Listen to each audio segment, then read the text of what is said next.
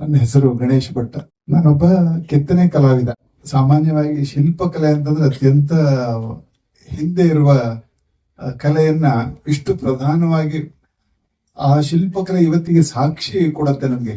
ಈಗ 5,000 ವರ್ಷಗಳ ಹಿಂದಿನ ಕೆತ್ತನೆಯನ್ನ ಇವತ್ತು ನಾವು ನೋಡಬಹುದು. ಸಂಗೀತ, ಸಾಹಿತ್ಯ, ನೃತ್ಯ, ಗೀತ, ವಾದ್ಯಗಳ ಸಾಕ್ಷ್ಯಗಳು ನಮ್ಗೆ ಸಿಕ್ಕೋದಿಲ್ಲ. ಅದಕ್ಕೆ ಸಂಬಂಧಪಟ್ಟಂತಹ ಚಿತ್ರಣಗಳು, ಶಿಲ್ಪಗಳು ನಮಗೆ ಇವತ್ತು ವಿಪುಲವಾಗಿ ಸಿಕ್ಕತ್ತೆ. ಅದಕ್ಕೆ ಒಂದು ಪ್ರಾಮಾಣಿಕವಾದ ನ್ಯಾಯವನ್ನು ಒದಗಿಸುವ ದೃಷ್ಟಿಯಿಂದ ಮತ್ತೆ ಈ ಪದ್ಮದ ವಿವರಣೆಯನ್ನ, ವಿಶೇಷತೆಯನ್ನ ಬೇರೆ ಬೇರೆ ಕ್ಷೇತ್ರಗಳಲ್ಲಿ ಇಷ್ಟೊಂದು ಇದೆ ಅನ್ನೋದು ನನಗೆ ಗೊತ್ತಿರಲಿಲ್ಲ.